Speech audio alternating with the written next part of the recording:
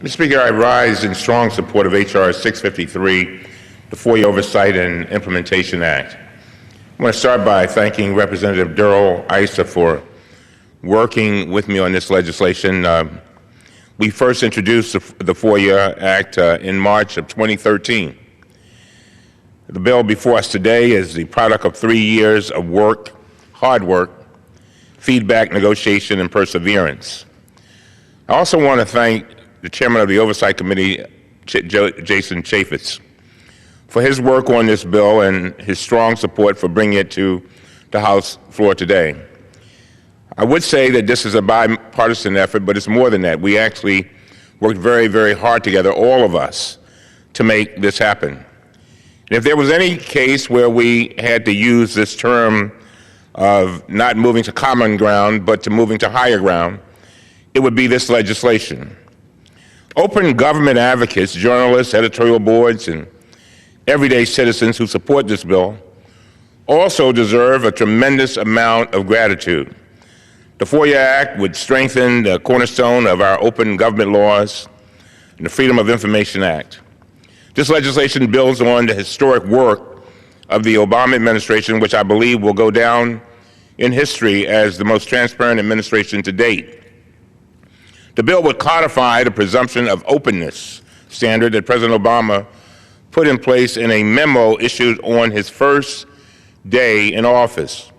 The bill would require agencies to identify specific, identifiable harm to an interest protected by the exemption unless disclosure is prohibited by law. This provision would not require agencies to disclose classified information. It would not require agencies to disclose anything they are prohibited from disclosing by law. And it would not remove any of FOIA's existing time exemptions. It would, however, put the burden on agencies, where it should be, to justify keeping government information secret. The bill would also put a 25-year sunset exemption on Exemption 5 of FOIA, the deliberative process exemption, and limit the scope of records that agencies could withhold under that exemption. It would modernize FOIA by requiring the Office of Management and Budget to create a central portal to allow FOIA requests to any agency through one website. The Office of Government Information Services, the FOIA Ombudsman created by Congress in 2007, would become more independent, which is very important under this bill, because that office would be allowed to submit testimony and reports directly to Congress without going through political review. This bill is coming to the floor with an amendment that makes a number of changes, and many of them proposed by Chairman Chaffetz. Some of these additions include requiring agencies to provide each FOIA requester with a contact name and information for an agency employee who can provide information on the status of the request. This is so very, very important. Our bill has widespread support. A coalition of 47 open government groups sent a letter in support of this bill on February 5th, 2015 that said, and I quote, "Congress must act this year to ensure that FOIA stays current with people's need to access government information and resilient in the face of attempts to subvert that access," end quote.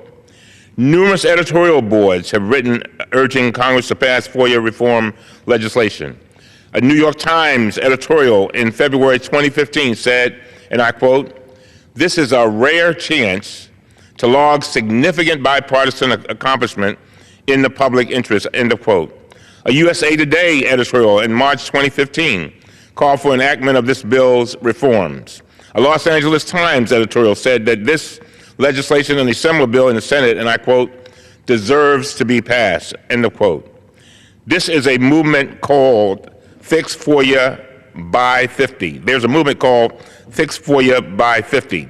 That movement is aimed at getting H.R. 653 enacted before the 50th anniversary of FOIA in July of this year. An online clearinghouse for the movement includes stories from journalists about why FOIA is critical to their work and why this legislation must be enacted. It's important to note that even with enactment of this legislation, the work of Congress must continue. Any agency FOIA staff are being asked to do more than ever before. From 2009 to 2014, the overall number of FOIA requests submitted to the federal agencies increased by 28%, with new records set in each of the past 4 years in a row. The total number of FOIA personnel, however, decreased by about 4%. Congress must give these agencies more resources. And so, again, I want to thank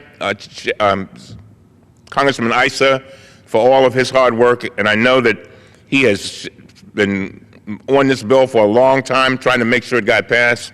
Again, I want to thank the staffs of both staffs for working so hard. Since Chairman Chavis became chairman, we've had 2 meetings, and I know staff have had numerous meetings hammering out the details to make a good bill, a very good bill, a better bill. And so I want to thank them. And I urge my colleagues to vote for transparency and for the American people by voting yes on this legislation. And with that, I reserve the balance of my time.